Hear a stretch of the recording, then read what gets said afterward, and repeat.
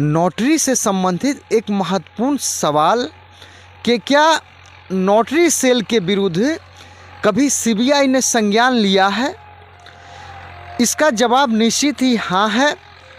क्या है कि नोटरी सेल ने एक नोटिफिकेशन जारी किया था जो इस प्रकार था, F नंबर 11013/6/2022 NC।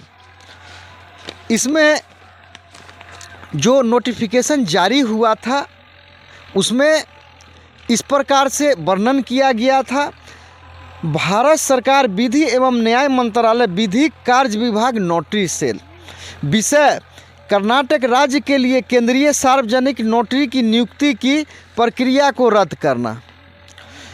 कर्नाटक राज्य के लिए केंद्रीय सार्वजनिक नोटरी की नियुक्ति के लिए 20 फरवरी से 7 मार्च 2023 तक ऑनलाइन साक्षात्कार आयोजित किए गए। इसके बाद सीबीआई ने कर्नाटक राज्य के लिए केंद्रीय सार्वजनिक नोटरी की नियुक्ति के संदर्भ में दिनांक 15/5/2023 को मामला संख्या RC 21822023A009/CBI/AC 3 नई दिल्ली दर्ज किया। चूँकि साक्षात्कार की पूरी प्रक्रिया जांच के दायरे में है, इसलिए निष्पक्षता और पारदर्शिता के हित में सक्षम प्राधिकारी ने कर्नाटक राज्य के लिए केंद्रीय सार्वजनिक नोटरी के पद पर नियुक्ति के लिए साक्षात्कार की पूरी प्रक्रिया को रद्द करने का निर्णय लिया है। इस संबंध में आगे कार्रवाई यथासंभव अधिसूचित की जाएगी। सक्षम प्राधिकारी नोटरी सेल के आदेश से दिनांक 26/5/2023। तो हम सभी अवगत हो गए कि नोटरी सेल से संबंधित संज्ञान सीबीआई ने लिया था और कर्नाटक राज्य का ये मामला था। चूँकि इसी प्रकार का कुछ ऐसे आवेदक थे जिनको क्या था कि ईमेल के जरिए संदेश भेजा गया था और सही रूप से कैंडिडेट को जानकारी नहीं हो पाया। फलस्वरूप कुछ कैंडिडेट ने क्या किया कि सीबीआई के समक्ष शिकायत दर्ज कराया और सीबीआई ने इस पर संज्ञान लेते हुए नोटरी सेल के खिलाफ जांच शुरू कर दिया। और क्या हुआ कि कर्नाटक राज्य के पूरे राज्य से संबंधित जो नोटरी सेल से जुड़ा इंटरव्यू का प्रक्रिया था, नोटरी सेल को बाध्य होकर उसको रद्द करना पड़ा। तो आए दिन क्या है कि ऐसा कमेंट आता है, ऐसा कॉल आता है कि सर मेरा इंटरव्यू नहीं हो पाया, मुझे लेटर नहीं भेजा गया, ईमेल भेजा गया, जिसके कारण मैं इंटरव्यू में अपीयर नहीं हो सका। मेरे साथ नोटरी सेल द्वारा नाइंसाफ़ी किया गया। चूँकि जो नोटरीज रूल्स 1956 है उसमें स्पष्ट साक्षात्कार के लिए प्रावधान है कि संबंधित जो भी आवेदक है उन तक बाय पोस्ट सूचना भेजा जाएगा। और अभी बहुत से राज्य के ऐसे नोटरी आवेदक जिनको सिर्फ ईमेल के वजह से इंटरव्यू का लिस्ट था, फिर बाद में इंटरव्यू के बाद प्रोविजनल लिस्ट तैयार किया गया जिसमें उनके नाम को छोड़ दिया गया, यानी उनको अपने अधिकारों से वंचित कर दिया गया। तो ऐसे ही कुछ आवेदक जो कर्नाटक राज्य से संबंधित थे उन्होंने सीबीआई के समक्ष एनसी यानी शिकायत दर्ज करवाया, जिसके परिणाम स्वरूप कर्नाटका सरकार ने या कर्नाटका सरकार से संबंधित जो नोटरी सेल जो इंटरव्यू उनके लिए आयोजित किया था, सारे प्रक्रिया को स्थगित करना पड़ा। तो मैं समझता हूं कि जो भी संपूर्ण भारत के नोटरी के आवेदक जिनको ऐसा लगता है कि उनके हितों के साथ खिलवाड़ हुआ है, उनके साथ सौतेला व्यवहार किया गया है, उनका मूल अधिकार का हनन किया गया है, चूँकि कुछ राज्यों का बिना नोटरी इंटरव्यू के प्रोविजनल लिस्ट जारी कर दिया गया और कुछ राज्यों में इस प्रकार का सुविधा प्राप्त नहीं हो सका। केंद्रीय जो नोटरी सेल है उसके द्वारा इस प्रकार से व्यवस्था नहीं किया गया।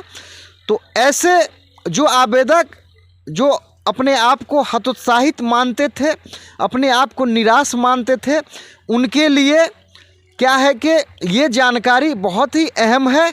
अगर वो चाहेंगे तो अपना जो शिकायत है सीबीआई के समक्ष भी भेज सकते हैं, ताकि उनका शिकायत पर कुछ ना कुछ हो ना हो उस पर कुछ विचार कर लिया जाए और उनका कल्याण हो सके।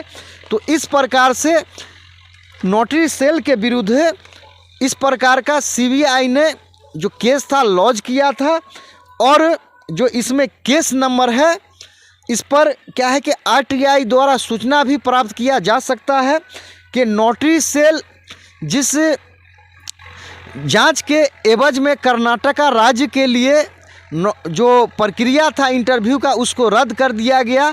आगे उस पर क्या और क्या उसमें प्रोग्रेस हुआ, क्या प्रगति हुआ, तो निष्कर्ष ये निकाला जाता है कि notary cell government of India ministry of law and justice department of legal affair notary cell उस पर अगर चाहेगी तो केंद्रीय एजेंसी सीबीआई जांच कर सकती है।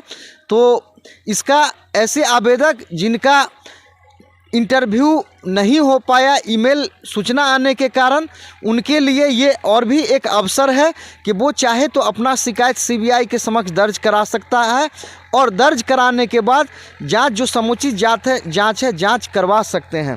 तो ऐसा है कि नोटरी सेल के विरुद्ध सीबीआई ने जांच किया है और उस पर क्या प्रोग्रेस हुआ है आप चाहें तो जानकारी प्राप्त कर लें। तो ऐसे नोटरी के आवेदक कभी भी अगर उनको ऐसा लगे कि उनके अधिकार के साथ सौतेलापन व्यवहार हुआ है, उनके मूल अधिकार के साथ खिलवाड़ हुआ है, तो वो जो भी सक्षम प्राधिकार है, राष्ट्रीय मानवाधिकार आयोग, सीबीआई या अन्य संस्था में अपना शिकायत दर्ज कराने के लिए वो स्वतंत्र है। तो इस सवाल का जवाब कि क्या नोटरी सेल के विरुद्ध सीबीआई ने कभी संज्ञान लिया है, निश्चित ही जवाब है हाँ। चूँकि कर्नाटका राज्य के लिए जो प्रक्रिया चला था वो प्रक्रिया आज तक पेंडिंग है सीबीआई जांच के कारण। अब उस पर जो भी आगे सीबीआई निर्देश देगी नोटरी सेल को उस पर कार्य करना होगा, उस पर अमल करना होगा। तो मैं आशा उम्मीद करता हूं कि नोटरी पब्लिक मजिस्ट्रेट जो या तो इस व्यवसाय से जुड़े हुए हैं या जो जुड़ने के इंतज़ार में हैं या जो भविष्य में जुड़ेंगे, उनके लिए ये बात जानना बहुत ही अहम था कि नोटरी सेल के विरुद्ध अगर सीबीआई चाहे तो जांच कर सकती है, और जो जांच प्रक्रिया है उस पर क्या है कि रोक लगाने का कार्य कर सकती है। तो संपूर्ण भारत के नोटरी पब्लिक मजिस्ट्रेट हैं जो या तो बन चुके हैं या जो बन रहे हैं या बनेंगे, उनसे निवेदन है कि ये जानकारी सीबीआई से संबंधित आपको कैसा लगा, कृपया ये आप कमेंट करेंगे। और जो भी संपूर्ण भारत के नोटरी के आवेदक हैं वो अपने आप को अकेला नहीं समझेंगे, क्योंकि उनको साथ देने के लिए भारत के जो भी स्वतंत्र एजेंसियां हैं साथ देने के लिए तैयार है। अगर उनके साथ नाइंसाफ़ी हुआ है तो वो इससे संबंधित शिकायत सक्षम प्राधिकार है वहाँ कर सकते हैं, इस पर जांच करवा सकते हैं। अगर उनको किसी प्रकार का रिलीफ नहीं मिलता है तो फिर आगे उनका मूल अधिकार का रक्षा करने के लिए सुप्रीम कोर्ट है, माननीय सुप्रीम कोर्ट भी उनके अधिकारों पर संज्ञान ले सकती है। तो संपूर्ण भारत के नोटरी आवेदक उनसे मेरा यही कहना है कि अगर नोटरी सेल किसी प्रकार का गड़बड़ करती है तो उसको जांच करने के लिए सीबीआई या अन्य एजेंसी वो बैठी हुई है, उनका जो शिकायत है उस पर संज्ञान ले सकती है और उनको इंसाफ दिलाने में एक समझिए तो मददगार साबित हो सकती है। आपको ये सीबीआई से संबंधित जानकारी कैसा लगा, कृपया आप कमेंट करेंगे। ये चैनल आपको देखने के लिए धन्यवाद।